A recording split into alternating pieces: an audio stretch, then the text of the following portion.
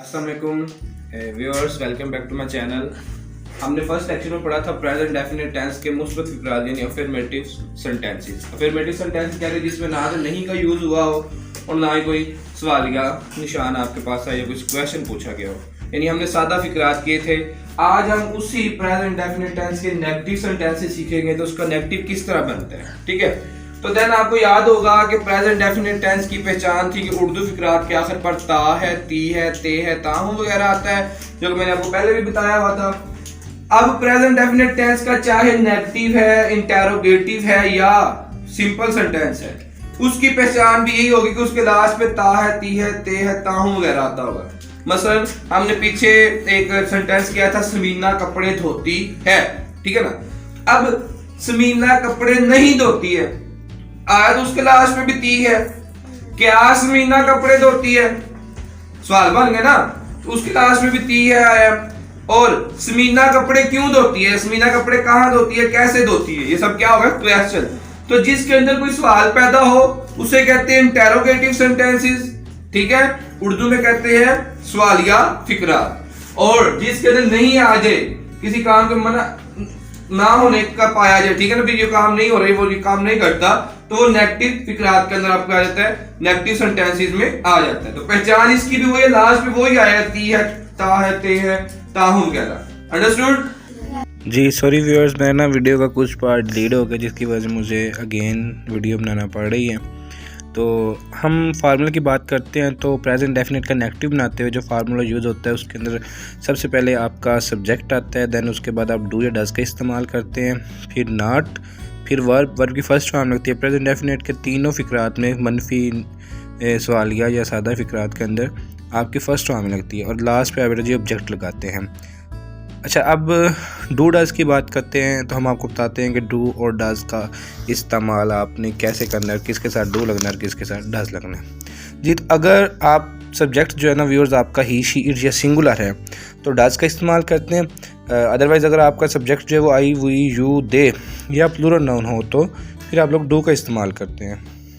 जी, तो हमारे पास एग्जांपल है जी, नसीमा कपड़े नहीं धोती है। मैं जिस तरह आपसे कहा था पहले भी लेक्चर के स्टार्ट में भी कि यहाँ पे आपके चाहे प्रेजेंट डेफिनेट का जो भी फिक्र है, मनफी है, सवालिया है या सादा फिक्र है, उसके लास्ट पे ती है ही आएगा। तो देन हम इसकी अब इंग्लिश करते हैं, किस तरह बनानी है। फार्मूला मैंने अभी आपके पास लॉन्ग फॉर्म में लिख दिया है जी। सबसे पहले हमें ढूंढना है सब्जेक्ट, तो इसके अंदर हम बखूबी जानते हैं कि नसीमा क्या है, सब्जेक्ट है, और काम क्या हो रहा है, धोना काम है, दिस इज वर्ब, और किसके ऊपर काम हो रहा है, कपड़ों पे, तो कपड़े क्या हो गए, ऑब्जेक्ट। देन जी अब हमें सब्जेक्ट, ऑब्जेक्ट और वर्ब की निशानदेही कर लिए, तो अब हम अपना फिक्रा बनाएंगे। मैं जिस तरह लिख रहा हूँ ये जस्ट आपके सामने के लिख रहा हूँ, आपने अगर कल को आपके पेपर में आए, टेस्ट में आए, तो आपने इसके ऊपर SOV नहीं लिखना है, आपने जस्ट अपने ज़हन में रखना है।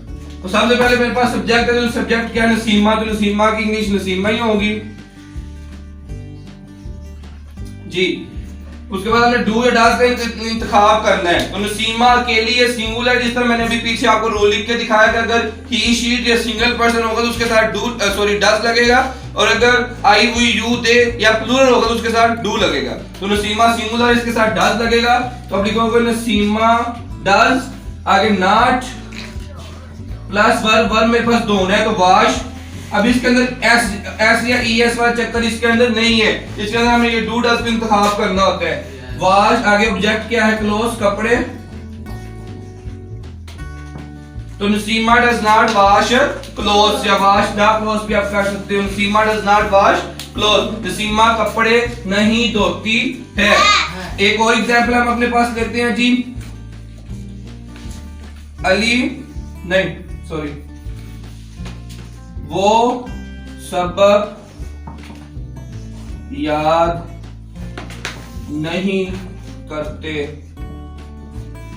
हैं जी। तो मेरे पास यहाँ पे वो क्या है, सब्जेक्ट है, सबक पे काम हो रहा है, तो ये ऑब्जेक्ट है, याद करना काम है, तो ये वर्ब है। तो ये मैंने निशानदेही कर ली है। अब इजी तरीका, सबसे पहले सब्जेक्ट वो ज्यादा है, अगर वो एक हो तो लड़का हो तो ही लगता है, वो एक हो लड़की हो तो शी लगता है, ठीक है। अगर वो ज्यादा हो तो चाहे लड़के हो चाहे लड़कियां हो, उनके लिए दे लगता है, तो हम लिखेंगे दे। अब अभी मैंने वही रूल आपको फिर याद कराता चाहता हूँ कि ही शी इट या सिंगुलर के साथ डज लगता है, आई वी यू दे, या प्लूरल के साथ डू लगता है। तो अब दे के साथ डू लगेगा, दे डू नॉट, आगे डू दास में इंतखाब करें, नॉट भी लग गया। फॉर्मूले के मुताबिक वर्ब क्या है याद करना, लर्न द सबक, lesson, learn the lesson, they do not learn the lesson. तो बेटा जी बहुत ही इजी तरीका है आपके पास, जस्ट आप लोग फार्मूला के मुताबिक चलें।